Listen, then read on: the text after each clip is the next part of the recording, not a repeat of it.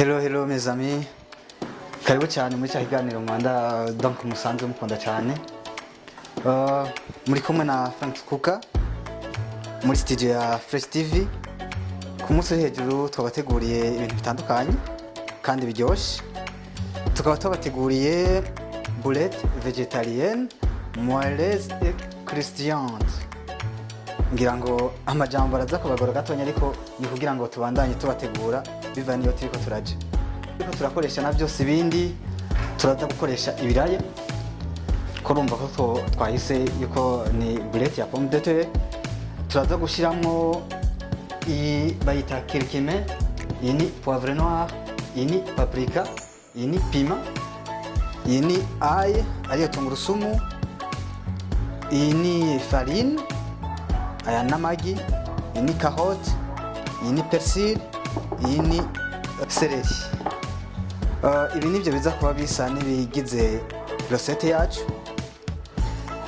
Iyi recette yacu iza kuba iri accompagné na sauce bita dipping sauce.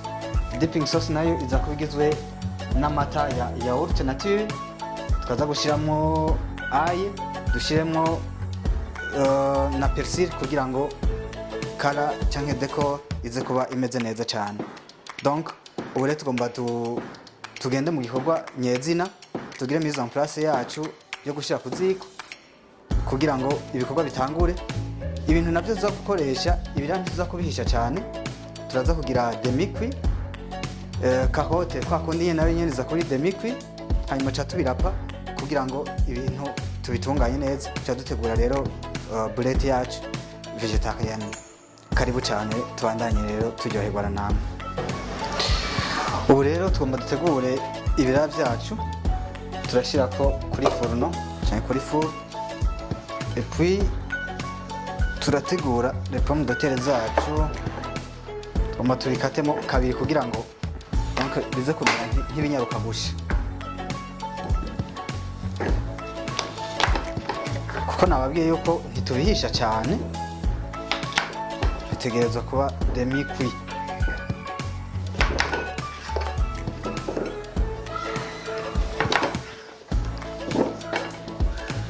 Cha dushira muri fourneau iyo mu safuriya yacu.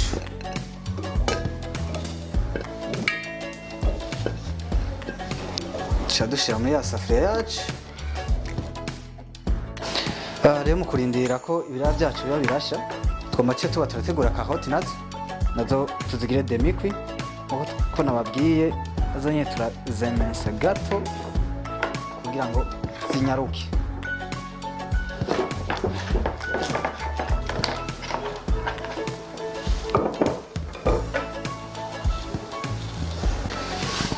Amazi yacu turabona yatunganye juste bwa cha dushiramo carotte. Turashiramo carotte zacu.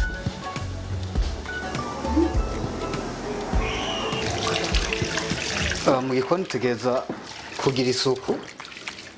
Ibintu byawe byose tukabona yuko bitunganye kuko le client umuhaye ibintu biri mu micafu ashobora kucagwara. Cyo dukora ngaha ni turiko turagira mise en place kugira ngo turindire ibyo twashize kuri fourneau ko bitungana.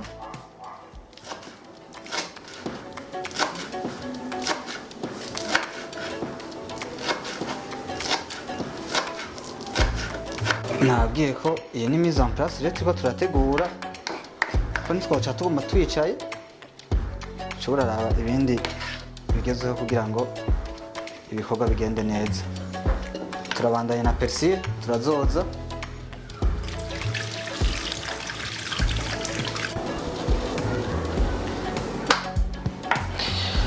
Twumate turasha persil.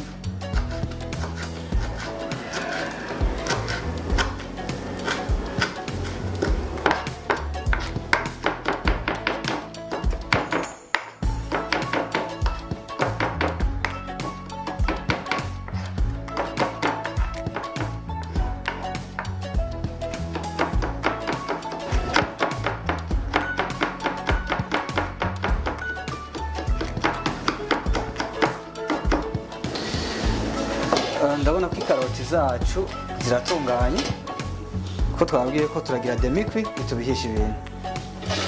Meme n'ibiraya bifuruke mu gikoni ntibarabisha amaso. Ya ndabona n'ibiraya navyo nyene bigomba bitangana.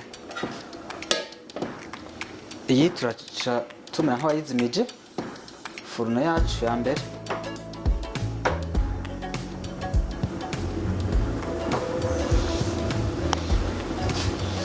Turakura muri za karoti zacu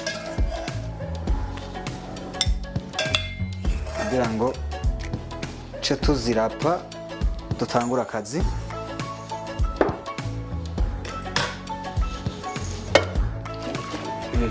N'ibiraya navyo nyene turabikurako ko ndabona biratunganye.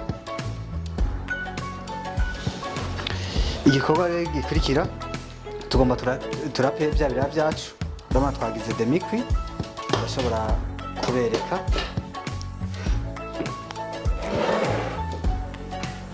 Nuko ntigihiye cyane ca muyibona. Rero tugomba tugire ico bita kurapa.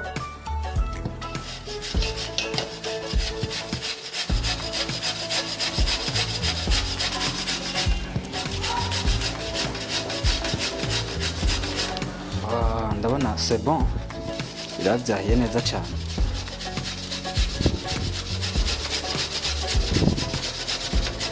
Tugomba tubandanye na karoti nayo nyine turayirapa, turabivanga byose kuko biza kuba biri muri fosete imwe.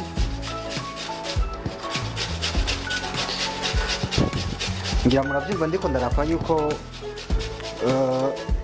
iragize iri demi cuit, urumva ko iravuga.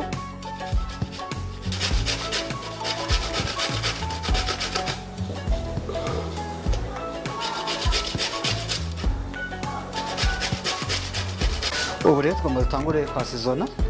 Turashiramo paprika,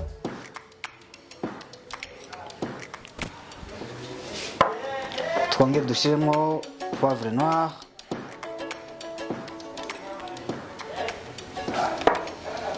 twongere dushiremo kirikime,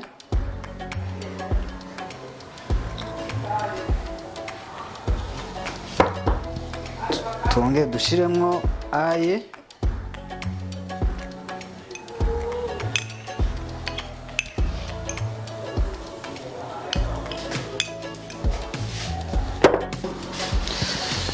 turabandanya turashiramo seleri kugira ngo ibintu byacu bisa neza cyane. Gaseleri karatuma twakurya tukumvikana akamoto keza.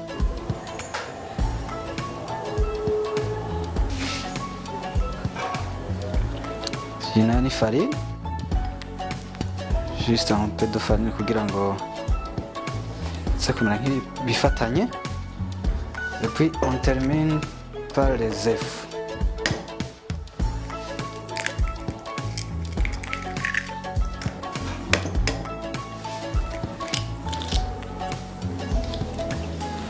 Turashiramo akunyu kugira ngo saveur ize kumvikana. Et puis tuba dutangura rero kuvanga kugira ngo les ingrédients zose zinywane.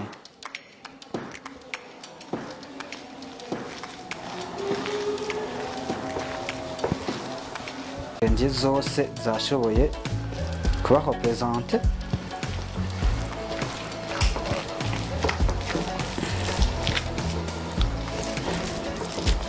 Ok.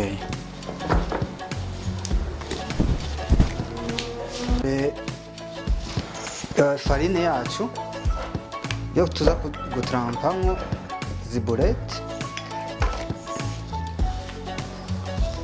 nayo turafata farine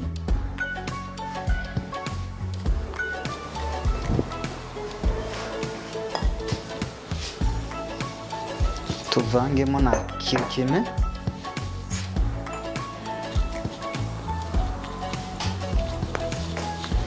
tuvangemo na paprika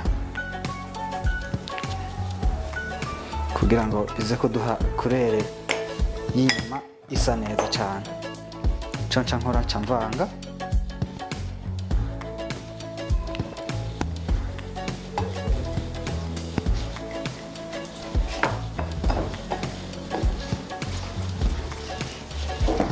aha naho ku yindi sahani turategura igi.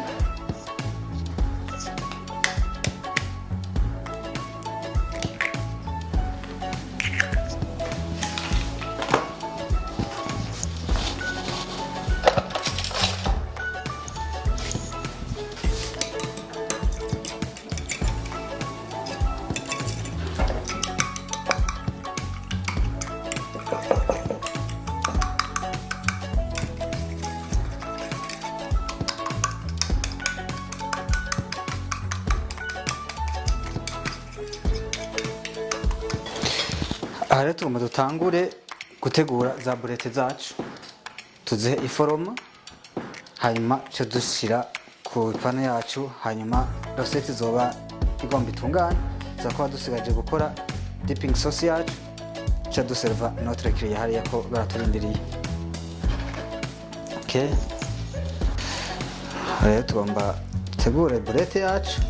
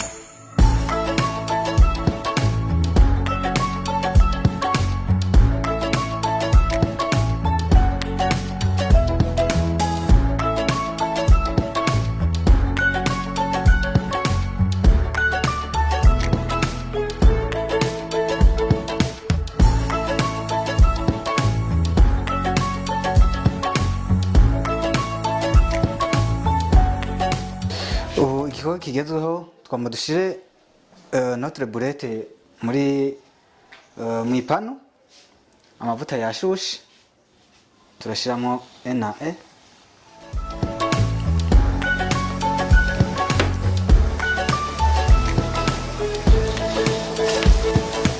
turabandanya.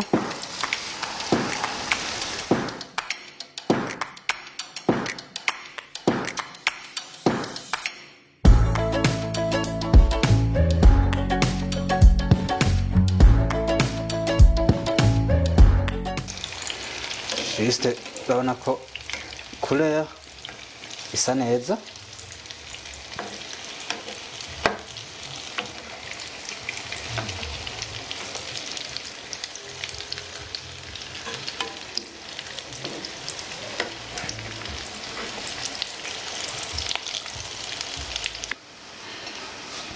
Urabona ko boulette yacu uyikostiyo, kurumva ko iragumye, donc yahiye.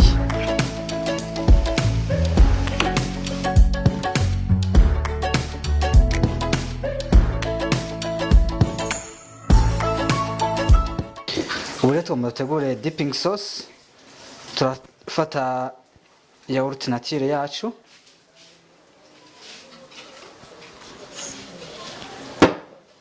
turashiramo ayi,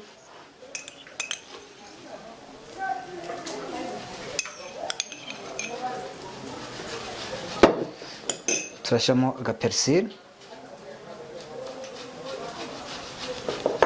turashiramo pima.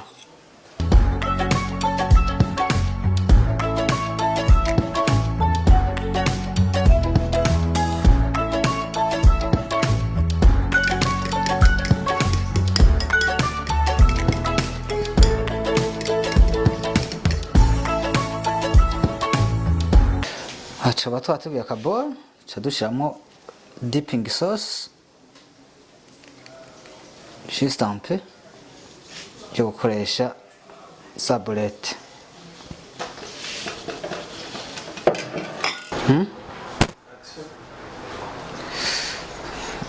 Tugomba tugere ku musozo. Twamutangure guserva boulette zacu. Murabona ko zatunganye. Dipping sauce ngiyi, boulette végétarienne ngizinye ziri kosya cyane, murabona.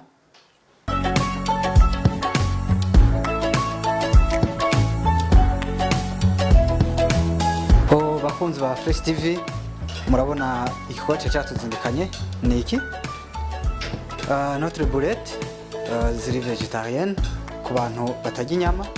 Dipping sauce kugira ngo aporo y'inyama nayo ize, kuko amata murabizi yuko abakenewe. Rero turabahaye ikaze kubanda mudukurikirana cyane ku biganiro bijyanye no gukinjika. Nibaza yuko tuzoguma turi kumwe kandi tuzoguma turi ko tubaha bishasha byiza cyane, mubandanye muryoherwa natwe. Gisigaye ni kugira gute tugiye gutestinga natwe, rero twumvize uko nibikora byagenze.